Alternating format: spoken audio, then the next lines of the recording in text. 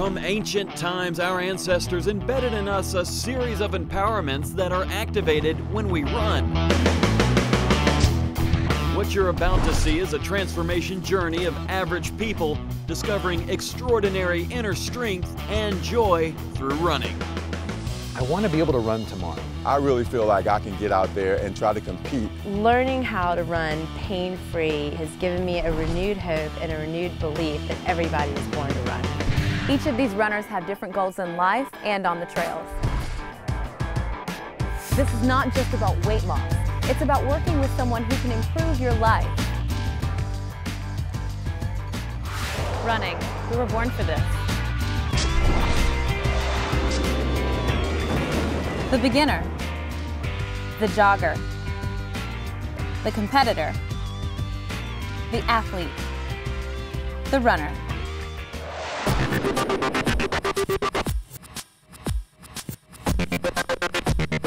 I think this experience will re-energize me, re-motivate me, and get back to the love of running that I know I have.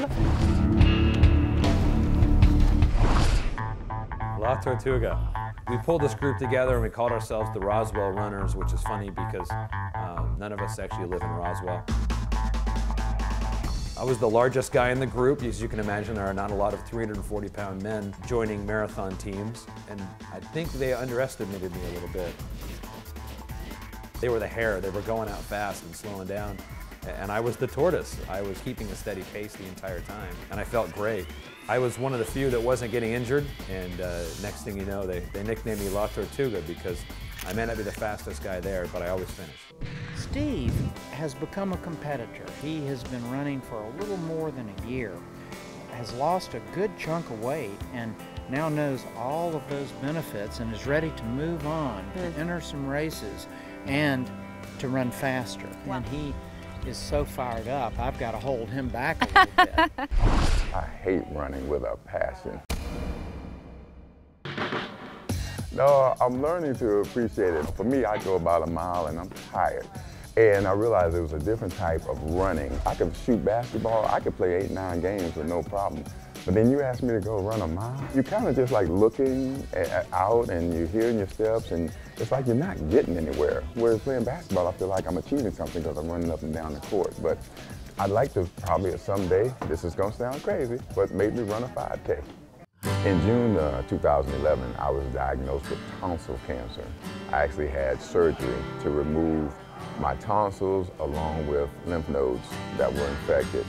And one of the things my oncologist really stresses a lot is exercise. He really believes that exercise does help the body. And being a former athlete, former college football player, I feel the same way. So you've been working with these guys for a couple days now, and they're all at different levels. What have you been learning about each one of them? Well, let's take Phil first because he's the beginner. He has been an athlete, but he's getting back into it, and he's going through all the problems that beginners have. But what I've learned is that he has found the joy of exercise in small doses. That's great. We've broken up into very short segments of running so that he can gradually introduce the running motion and the walking motion back into his legs, into his feet, and into his mind. Yeah. And he's thriving on it. Allison was a competitor before, and she wants to move up into that next level, which I call the athlete. So go on down there and come on back. The athlete takes the best parts of competition and then tries to blend them together to bring out the very best that she can do. So I've got to work a little bit more with her on taking away the mental desire to overdo it. I'm looking for something new. I am looking for something that will have health benefits, cardiovascular, mental health benefits, because that's where I am in my life. Becky has already gotten into running, knows she likes it, but overdid it, has some aches and pains. She is making some adjustments, and with enough time off and the right frequency of walk break, she is ready to proceed, and now is quite motivated to do so after a snag in that area.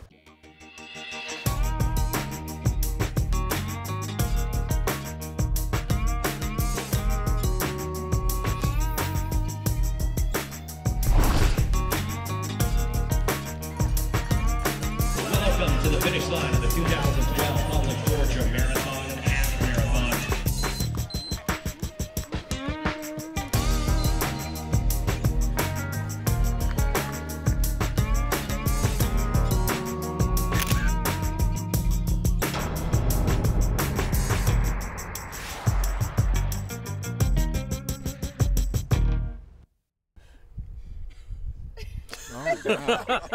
That was a look. That was the look. That's right. Not a look. That was the turtle look. The turtle. The turtle.